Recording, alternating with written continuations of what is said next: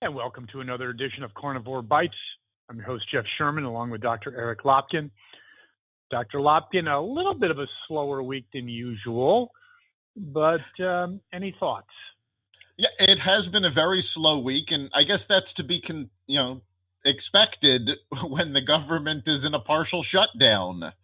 Well, before you go into your thoughts, because I want to hear them, and everyone else does as well,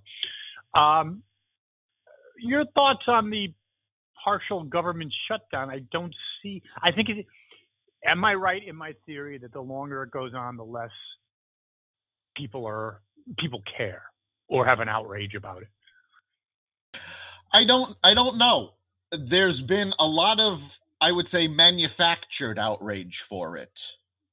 Okay, I agree with that, but real outrage, that can't go on forever. In other words, except if you're employed by the government, if your life is going on pretty much as usual, kind of a nothing burger, isn't it? Well, I mean, if it doesn't touch you, yes. But as it goes on later, more and more people are going to be touched. Already it's starting to affect business. Companies can't file for IPOs. They can't file for new business formations.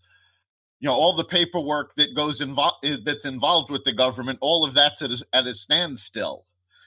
Okay, so let's see. This has been going on for how many days now? I believe 26. We're in uncharted territory. We've never had a shutdown go this long. Okay, there's been some polls out that says there's been a 10-point swing, still a minority, from like 36 to 46, don't quote me on this, for people wanting the wall from a year ago, and it's something like 90% of Republicans. What do you think of that? Yeah, that's not surprising. I think both sides are really hunkering down. The Republicans are coming in lockstep behind the president. The Democrats are swinging the other way. Everybody is just supporting their guy. I have to hand it to the Democrats.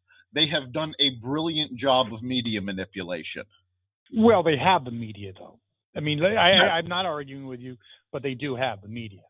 Because there have been dozens of news stories interviewing government employees who, they don't know how they're going to make it, and it's been such a hardship. And of course, every one of these stories leaves out the fact that they only missed one paycheck.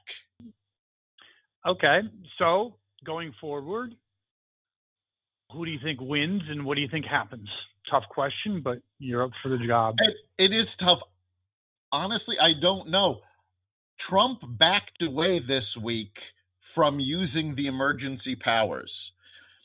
And I think that was a mistake. I think that needs to stay on the table. It's not a great way to go, but it may be the only way he has, because I don't think the Democrats are giving in anytime soon. However, I think they're going to have a lot more pressure on them because all of the government employees, with the exception of the Coast Guard, are all unionized. And I think that's a really good point, and mostly Democratic. The other thing, I don't know how scientific it was. It was from a kind of a right-leaning website that said that there's some friction or some pulling out between some Democrats against, basically wanting to compromise, going against Pelosi. Well, I think you're seeing some big fractures in the Democratic Party, not just with this, but with the new members of Congress.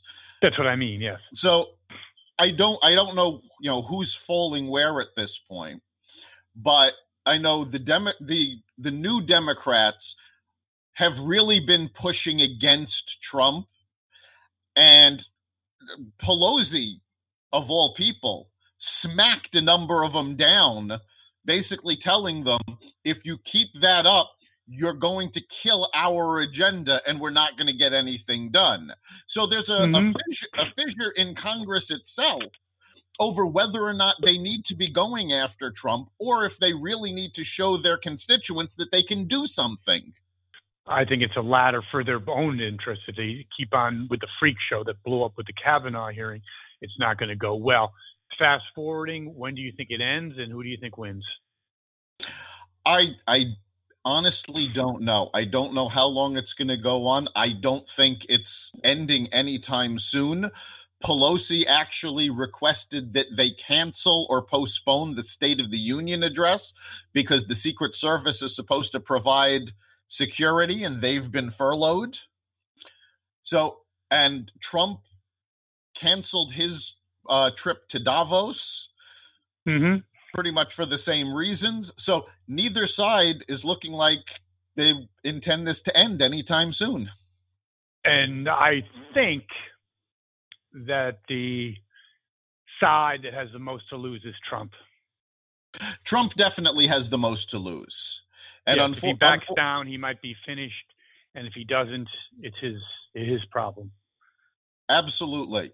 I think the only way he comes out of this a winner is if he gets the wall.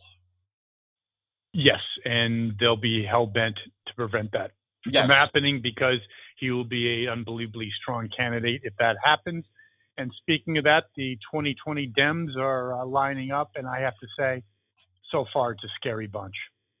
It is a scary bunch. There's nobody really that you would consider a front runner. It became very obvious when, and I'm blanking on her name, the senator from New York who just threw her hat into the ring yesterday. Gillian Bland, yeah. Yes. She released a video today, her campaign video today. And from the video, it's very obvious the only thing she's doing is running against Trump. She doesn't have a platform of her own. And unfortunately, that seems to be the case with most of the Democrats. Interestingly, Joe Biden was talking to some of the Democrats, and he was quoted as saying, he doesn't necessarily want to run, but he doesn't see anybody else that the Democrats put up beating Trump. I think he's actually right. I think one thing about him, he's like a reunion concert, of some 70s band. You go there, you bring your wife, you bring your friends, you think it's going to be really amazing, and then they start, God, they're 70 years old, it ain't that cool anymore. I think that he's never been effective for going on 35 years running for president. The most he's ever gotten is like 2%. He's a gas machine. Yes, against the others, he looks stellar. In the real campaign, I don't see it happening. What do you think? I don't think he can beat Trump. I think he has been a background politician, even as vice president. He is a second tier. Yes, he was probably, without him, I think Obama would have been even more of a disaster because he knew how to operate a government. And I think Obama relied on him as he took the center stage. But I think you are 1,000% correct. He's not, as they say, ready for prime time. No, it was actually very funny. I saw a clip they ran of Will Ferrell when he was doing George W. Bush on Saturday Night Live. And this was right after Obama had taken over. And he is talking as George W., going, this is the problem. I needed a vice president like Joe Biden. I needed somebody to do all the stupid things so it would make me look good. Exactly. Well, it'll be interesting to see how this plays out, Dr. Lopkin, and we'll be back with another edition of Carnivore Bites. See you then. You've been listening to Carnivore Radio's podcast. You can catch us here every week. Carnivore Radio is part of the Xvadio podcast network. You can listen to the podcast at blogtalkradio.com/Xvadio.